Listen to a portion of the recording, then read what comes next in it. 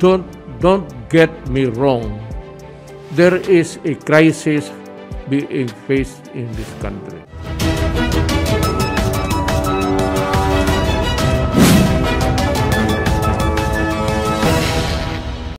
Signifikan kasus COVID-19 di Indonesia yang kurang dari 2 bulan ini disoroti politisi Malaysia Lim Kit Siang.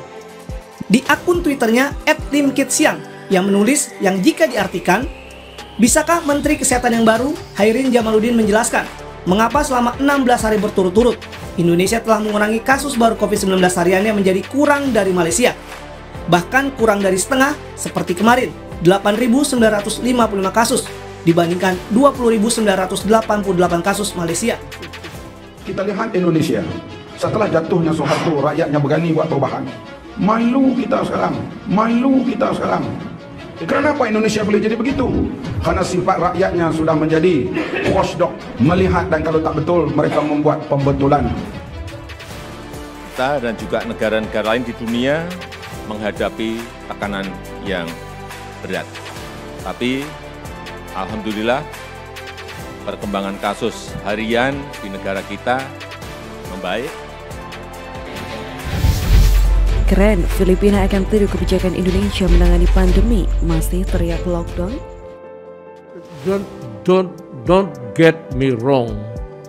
There is a crisis being faced in this country. There is a national emergency. Kung ayaw mo magpabakuna, ipa-aresto kita. Pero kung hindi kayo magpabakuna, umalis kayo sa Pilipinas. Saya minta nanti evaluasi mengenai daerah-daerah mana yang naik, daerah mana-mana yang menurun, penting sekali sehingga perlu kita segera sikapi agar angka-angka yang terus menurun ini bisa kita tekan terus. Masa pandemi COVID-19 masih membayangi dunia. Beberapa negara masih menghadapi lonjakan kasus penularan dan beberapa negara kini mulai melandai kurva penularannya. Setiap negara memperlakukan kebijakan sendiri untuk mengatasi masa pandemi. Ada yang melakukan kebijakan pembatasan total atau lockdown maupun semi-lockdown. Semua itu tergantung seberapa tinggi kasus penularan yang terjadi di negara tersebut. Pada negara-negara tetangga, kebijakan lockdown telah berjalan selama masa pandemi, sebut saja seperti Singapura, Malaysia, Filipina, Brunei Darussalam, dan Australia. Namun dengan kebijakan lockdown yang telah ditetapkan, masih saja tidak efektif menurunkan kasus penularan COVID-19. Malaysia yang ketika awal pandemi tahun lalu dipuji oleh banyak negara karena penanganan yang baik, kini justru berbalik. Negeri jiran itu masih dilanda gelombang pandemi yang cukup signifikan. Selama sepekan terakhir, Malaysia masih melaporkan jumlah kasus di atas 18.000 per hari. Untuk itulah Malaysia iri dengan keberhasilan Indonesia menekan laju angka penularan virus corona. Negara terdekat tersebut bertanya-tanya mengenai penanganan COVID-19. Pasalnya Indonesia mampu menekan kasus positif COVID-19 dengan cepat. Padahal populasi Indonesia lebih banyak dibanding dengan populasi di Malaysia.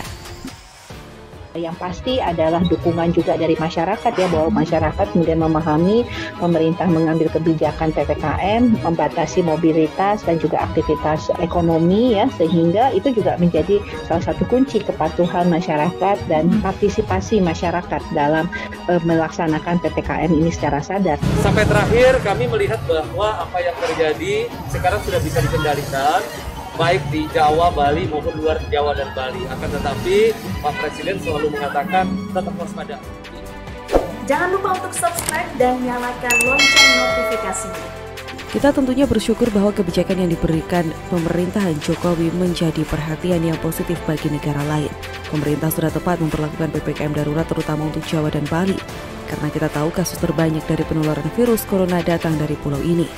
Meskipun ada penolakan dan protes dari warga masyarakat, PPKM tetap berlanjut. Masih ingat di benak kita ketika 2 minggu pertama di bulan Juli diberlakukan PPKM darurat, banyak masyarakat menjerit karena sulitnya mencari nafkah bagi perekonomian keluarga. Di mana saat itu kasus penularan merupakan titik tertinggi Indonesia dihantam gelombang pandemi. Pemberlakuan PPKM darurat dirasakan seperti lockdown. Masyarakat total dibatasi, perusahaan non-esensial ditutup sementara, para pekerja informal sulit mendapatkan uang, pun dengan pedagang dan usaha kecil lainnya. Namun, kebijakan PPKM darurat bisa mengatasi penyebaran virus corona. Bagi saya, kebijakan tersebut cukup efektif walaupun gelombang penolakan sangat masif digaungkan. terutama dari para pihak oposisi yang memprovokasi kebijakan tersebut. Saya rasa bahwa dengan suara-suara yang ingin memperkeruh keadaan itu tidak perlu dihiraukan. Kita sudah berada di jalan benar, jadi kepemimpinan Pak Jokowi efektif, Pak. Keputusan Bapak cocok untuk rakyat kita. Tim kita saya kira bagus. Tim kita di kabinet cukup kompak dan kita kerjanya baik, Pak. Ekonomi juga kita optimis, kita cukup baik dibandingkan dengan banyak negara lain. Itu juga berhubungan, Pak. Keputusan Bapak untuk tidak lockdown keras ini ya memungkinkan kita bisa selamat.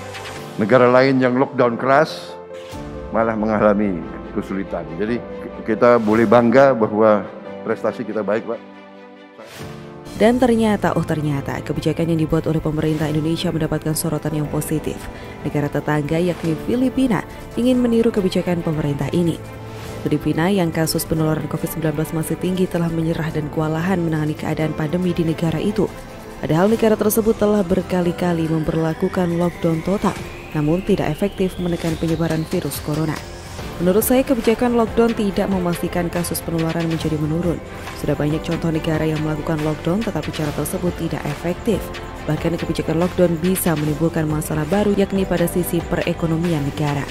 Mungkin bagi negara maju memberlakukan lockdown tidak akan mengganggu perekonomian rakyat lantaran diberikan bantuan sosial atau stimulus ekonomi.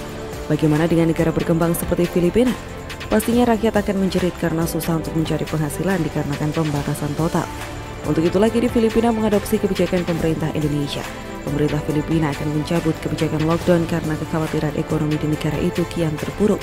Untuk mengganti kebijakan lockdown total, Filipina akan uji coba lockdown lokal atau pembatasan beberapa kegiatan masyarakat untuk membangkitkan kembali perekonomian. Artinya pembatasan tersebut akan mirip dengan kebijakan yang dilakukan di Indonesia seperti PSBB ataupun PPKM. Menurut saya, langkah ini lebih tepat karena pemerintah bisa menekan angka penularan COVID-19, namun tidak berdampak pada peningkatan perekonomian negara. Dan saya baru menyadari bahwa kebijakan Jokowi dalam menghadapi pandemi adalah keseimbangan antara kesehatan dan ekonomi, sehingga Indonesia tidak jatuh ke dalam jurang yang sangat dalam pada perekonomian negara ini.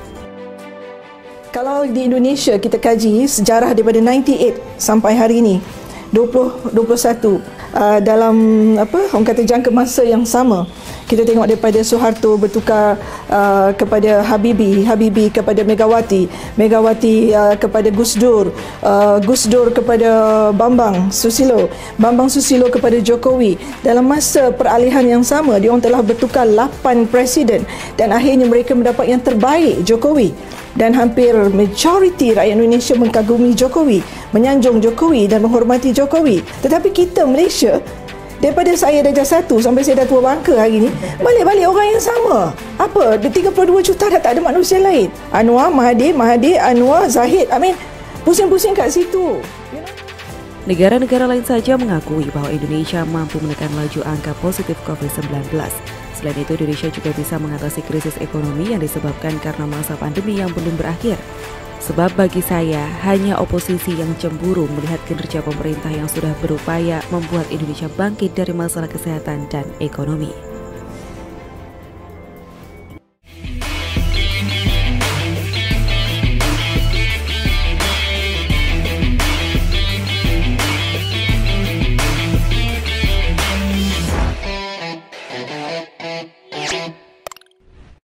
Jangan lupa untuk subscribe dan nyalakan lonceng notifikasinya.